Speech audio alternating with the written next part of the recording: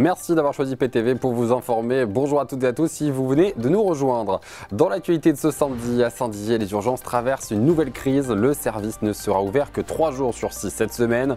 Une situation jugée scandaleuse par le maire de la ville, Quentin Brière, qui alerte sur les risques pour la population. On fait le point sur la situation dans ce journal.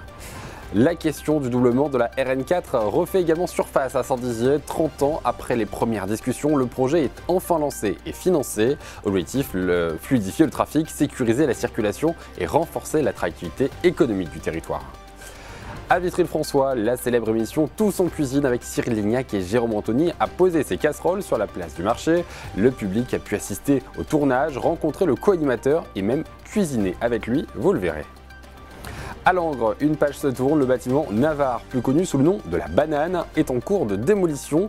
Plus de 60 foyers ont quitté les lieux, renfermant ainsi plus de 65 ans d'histoire au cœur de la ville. Et un coup d'œil sur vos prévisions météo, un beau soleil en perspective dans nos départements. Le ciel restera partagé entre éclaircies et nuages, mais l'ambiance sera globalement agréable avec un temps sec. Les températures s'annoncent très douces, comprises entre 7 et 10 degrés le matin, 23 à 26 degrés cet après-midi.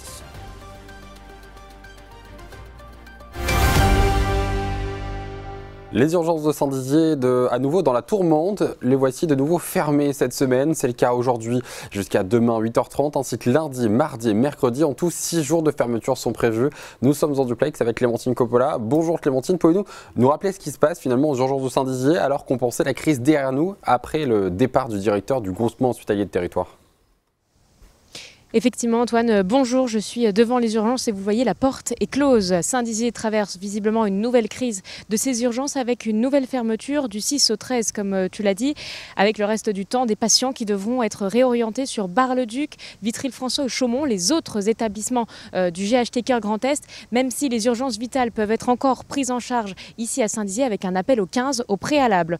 En tout cas, cette décision qui a été annoncée hier, le 5 septembre, elle crée l'indignation et l'incompréhension chez les élus et dans la population, parce que ce n'est pas un cas isolé. Depuis le 19 avril, on compte une dizaine de fermetures des urgences de Saint-Dizier. Alors des fois plusieurs jours, quelquefois c'est un petit peu plus long. En tout cas, celle qui débute aujourd'hui est la plus longue jamais annoncée par l'hôpital, puisque je le rappelle, seulement 3 jours d'ouverture complète sur la semaine qui est prévue. Mais finalement, qu'est-ce qui se passe dans cet hôpital? Qu'est-ce qui explique ces fermetures à répétition? Alors pour l'instant, tout est incertain et reste flou. En tout cas, d'après les témoignages que nous avons pu récolter ces dernières semaines, on les a recueillis auprès des soignants, des médecins, des cadres, mais aussi avec des patients qui nous ont parlé, ou même des élus. Le climat interne semble tendu et compliqué. On parle d'un contexte humain qui est très difficile, avec des difficultés entre les services, entre la direction aussi. Alors forcément, ça complique un petit peu le travail. Et puis il y a un manque de médecins, visiblement, pour assurer ces gardes qui sont toujours régulières. En tout cas, il faut 2 médecins urgentistes pour ouvrir les urgences et c'est un quota que pour l'instant l'hôpital ne semble pas avoir. Il y a une véritable crise sociale qui semble se créer à l'intérieur et donc une difficulté de travail pour les équipes. En tout cas, cette situation elle a eu des conséquences, tu le disais tout à l'heure, parce que le directeur du GHT Cœur Grand Est, Didier Guidoni, a quitté ses fonctions début septembre après seulement 17 mois en poste et depuis le 1er septembre, c'est la directrice générale adjointe qui assure cette stabilité, en tout cas qui tente d'assurer la stabilité au sein des urgences. Mais est-ce que réellement, finalement, des solutions peuvent être envisagées pour sauver cette situation d'urgence ? Pour l'instant, rien n'a été annoncé ni décidé. Ce qui est sûr, c'est que le maire de Saint-Dizier, Quentin Brière, qui est aussi le président du conseil de surveillance de l'hôpital, a décidé de se déplacer de nouveau dans les urgences aujourd'hui. Il a prévu de faire un tour de 5 services pour échanger avec eux et pour faire un point de situation, pour comprendre ce qui n'y va pas. Selon lui, il faut créer du lien, créer de la confiance entre les services. Parallèlement, il a aussi engagé des discussions avec l'Agence régionale de santé du Grand Est et puis avec le groupement territorial hospitalier du territoire, le GHT Cœur Grand Est, pour comprendre un petit peu et trouver des solutions. En tout cas, nous, les informations qui tomberont les prochaines, ce sera à 13h15. Un point presse est organisé à l'issue de cette rencontre avec les services. Et puis on attend des nouvelles précisions à ce moment-là. Merci Clémentine Coppola en duplex depuis le centre hospitalier de Saint-Dizier. Voilà donc pour ces dernières informations concernant la situation aux urgences Bragarde. Et justement, Quentin Brière, le maire de Saint-Dizier et président du conseil de surveillance de l'hôpital, était hier soir sur notre plateau. Il fait part de sa colère face à cette situation qui dure. Écoutez. Et qui m'a honnêtement mis dans un état de colère. C'est scandaleux ce qui se passe aujourd'hui à Saint-Dizier, et personne, je crois, n'accepterait de vivre dans un territoire dans lequel il n'y a pas d'urgence. Voilà. Et tous les gens que je rencontre, toutes les personnes que je croise dans la rue, mais depuis des mois, me disent « Mais monsieur le maire, qu'est-ce qui se passe? Qu'est-ce qui se passe aux urgences? Pourquoi on n'y arrive pas ?» Et c'est la raison pour laquelle je veux venir ici, parce que nous ne pouvons pas rester dans une situation comme celle-ci.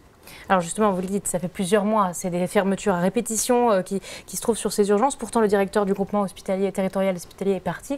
Quelle est un peu cette situation aujourd'hui aux urgences de Saint-Dizier? Je voudrais dézoomer un tout petit peu d'abord. Moi, ça fait 5 ans que je suis président de ce conseil de surveillance, donc depuis que je suis maire. J'ai découvert un hôpital qui est un outil extraordinaire. Mais il faut que les bragards le sachent. Un hôpital, et c'est vrai partout en France là-dessus, c'est très fragile. C'est très fragile. C'est-à-dire que celui qui veut tout casser dans un hôpital, il peut tout casser. Ça se fait en à peu près une semaine ou un mois. Voilà. Et depuis plusieurs mois, on voit bien qu'il y a des conflits interpersonnels qui ont vraiment fragilisé notre structure. Moi, depuis que je les rencontre, que j'y vais, que je vais sur le terrain là-bas, je vois qu'il y a des gens qui sont hyper engagés, qui se donnent nuit et jour. Puis vous voyez comment ça fonctionne, hein. Vous recevez une personne qui a des douleurs, une personne qui souffre, une famille, des enfants, des personnes âgées, ce que vous voulez. Et ça, c'est plein de passion, quoi. C'est très difficile. Et donc, dans ces relations humaines, celui qui veut tout casser, de fait, il peut tout mettre par terre. Et moi, je ne veux pas qu'on mette tout par terre. C'est pour ça que je vais y mettre encore plus d'énergie. Mais il faut absolument que l'ensemble du corps médical se mobilise encore un peu plus. Tout autre chose, mais toujours à Saint-Dizier, annoncé, repoussé, parfois oublié, le doublement de la RN4 à Saint-Dizier refait donc surface. Après des décennies de discussions, les financements sont cette fois bouclés. Mais quand les habitants verront-ils réellement les pelleteuses à l'œuvre? Élément de réponse avec Léo Martin et Nicolas Fontaine. 30 ans après les premières discussions, le doublement de la RN4 à Saint-Dizier se concrétise enfin. Intégré au plan État-Région 2023-2027, ce chantier stratégique modernise l'unique voie de contournement de la ville, parcourue chaque jour par près de 20 000 véhicules, dont 8 000 poids lourds. Objectif, fluidifier et sécuriser le trafic grâce à un aménagement en 2 fois 2 voies, réduire les nuisances sonores avec près de 2 km d'écran acoustique, tout en maintenant la desserte locale et en renforçant l'attractivité économique du territoire. Le financement, évalué à 16 millions d'euros pour la partie ouest, mobilise l'État, la région Grand Est et les collectivités locales avec un chantier prévu sur 3 ans. La partie est du contournement reste en étude pour un budget estimé à 2 millions d'euros. C'était quand même le sujet bloquant de ce projet qu'on attend pour le territoire, pour le nord du département depuis plus de 30 ans. Ça a été aussi le combat de François Cornu-Gentil qui s'est battu pour réussir un tel projet.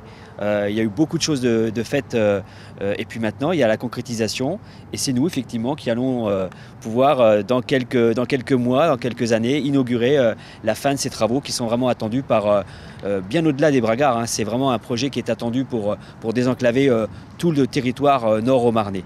Désenclaver, faire des belles routes, mais c'est simplement permettre aux gens de venir jusque chez nous. Et les gens, ils ont envie de venir jusque chez nous. Aujourd'hui, on est la première destination touristique du monde. Mais c'est plus possible que ces millions de touristes se tassent tous au même endroit. Donc en fait, ce qui est sympa aujourd'hui, c'est de trouver des coins où les autres n'ont pas encore été. Mais je peux vous le dire, la Haute-Marne a un potentiel gigantesque. L'émission Tous en cuisine a fait une escale à Vitry-le-François ce jeudi. Pendant la journée, plusieurs émissions ont été tournées. Une le matin, une l'après-midi. Le présentateur Jérôme Anthony était physiquement présent pour également prendre des photos avec le public, mais surtout pour faire à manger en suivant les instructions de Cyril Lignac en studio à Paris. Léo Martin était sur place.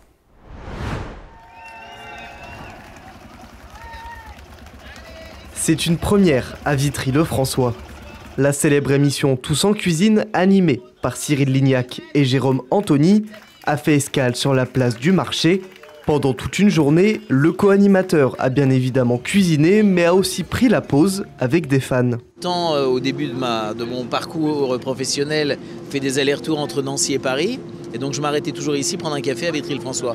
Au petit bistrot ici, le petit bistrot de l'autre côté sur la place d'Armes je crois. Grandi avec cette culture du cirque qui se déplace comme ça de ville en ville. J'ai toujours adoré ça.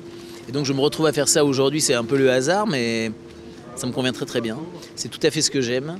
C'est tout à fait ces petits moments de souvenirs qu'on garde en tête après, plus tard, on en parle encore. Et moi, ce que je veux, c'est que les gens repartent qu'avec un bon souvenir. C'est pour ça que je me prête au jeu, des photos, des rencontres, d'un petit échange, d'un bavardage. Voilà, je joue le jeu. Je joue le jeu vraiment avec beaucoup de sincérité. La cuisine, c'est mon piège en fait dans l'émission. Hein. C'est-à-dire que moi, je suis piégé par une activité qui m'est un peu étrangère. Et c'est ce qui fait rire Cyril et c'est ce qui fait rire les gens et plutôt aussi les enfants qui regardent l'émission et qui se marrent parce que je mets des déguisements, parce que je suis maladroit, parce que voilà. Avec le camion Miam Miam, il se déplace dans toute la France. Il était encore en Bourgogne il y a quelques jours. Plus d'une cinquantaine de personnes se sont rassemblées autour de la cuisine itinérante. Impressionnant, c'était une première fois, donc de voir une émission qu'on regarde à la télé, y participer, c'est très intéressant. On regarde l'émission, donc c'est pour ça que, comme on a vu que ça passait à Vitry, on s'est dit on va venir voir pour voir l'envers du décor, disons. Certaines associations du pays vitryat ont également été appelées pour participer à cette émission et mettre en valeur leurs actions. À Vitry-François, on n'a pas l'habitude. C'est vrai que j'ai jamais trop assisté à Vitry-François pour une émission comme ça en direct, quoi. C'est surprenant même, parce qu'on a été prévenus même assez tard. Et il fallait prévoir des majorettes au dernier moment, et puis tout, quoi. Donc on est plutôt surpris. Ouais. On est content de participer, on a l'habitude de regarder les émissions à la télé. Et de voir un petit peu l'humour de Jérôme, là, ça fait plaisir. Et là, d'être sur le tournage, là, on s'aperçoit que, oui, ces émissions sont vraiment sympathiques. On entend Cyril Lignac en même temps, les familles qui cuisinent. Enfin bon, c'est bien agréable, on a l'habitude de le regarder aussi. C'est sympa de voir un peu de personnes connues sur Vitry, quoi. C'est sympa de voir qu'ils s'intéressent aussi dans notre région. L'émission devrait être diffusée le 11 octobre prochain. En attendant, les Vitriats ont profité de cette journée pour se donner des idées de recettes et des conseils culinaires. Direction Langres, ce mardi 3 septembre, Amaris entamait la démolition du bâtiment Navarre, aussi connu sous le nom de la banane. Près de 60 foyers ont déménagé et plus de 65 ans d'histoire se terminent ainsi. Les travaux devraient durer jusqu'à la mi-novembre. Un reportage avec Célia Richard.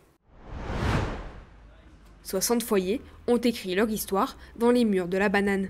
Plus connu sous le nom du bâtiment Navarre, l'immeuble, dont le surnom a été donné par sa forme peu commune, est sur le point d'être détruit. Construit en mai 1957, cet immeuble avait une valeur sentimentale puisqu'il est le 3e bâtiment d'Amaris à avoir vu le jour. Durant plusieurs décennies, il a accueilli les Langrois, leur permettant d'avoir un logement au centre-ville. Ce bâtiment faisait partie des bâtiments à démolir dans le cadre du plan de sauvegarde du patrimoine de la ville de Langres. Dès 2008, alors que Amaris avait la volonté de réhabiliter ce bâtiment-là, la ville nous a indiqué que ce bâtiment ne pouvait pas rester debout et donc bénéficier de travaux pérennes. Les travaux ont commencé en février 2025 par une période de curage. C'est un suivi 5 mois de désamiantage avant le grand jour de la démolition. La déconstruction ne sera pas un problème, il faut juste faire attention quand même à la conception avec une première étape qui va se faire par la partie centrale du bâtiment et après une progression vers la droite et après une progression vers la gauche. On fait sa déconstruction mécaniquement avec une pelle équipée d'un bras de 20 mètres. Une fois qu'on a abattu l'ensemble du bâtiment, ensuite on reprend tous les matériaux, on les mâche, on les réduit en 1000 morceaux, puis on les concasse, on les déferre et on en fait un produit très fin pour le comblement des caves et la remise à niveau du terrain. Les 60 foyers ont été déménagés au cours des dernières années. En ce jour symbolique de la démolition, plusieurs anciens habitants sont venus témoigner de leurs souvenirs, un moment émouvant pour l'Assemblée. On est conscient que certains habitants qui ont vécu très longtemps dans ce bâtiment, voire depuis le début, c'est normal qu'ils aient beaucoup d'émotions par rapport à ça. Après ça, je pense qu'il faut penser et passer à l'ère actuelle, à l'ère nouvelle, et penser à d'autres projets. Le chantier devrait se terminer aux alentours de mi-novembre 2025. Et vous pouvez retrouver toutes ces informations et bien d'autres sur notre site internet et l'application Puissance Télévision. Dans la prochaine demi-heure, vous avez rendez-vous avec votre émission Business Club de France, des entrepreneurs présentée par Michel Picot. La dernière dans cette formule, la semaine prochaine, votre émission fera peau neuve et changera de nom pour devenir Éco-Région. Tout de suite, vos prévisions météo.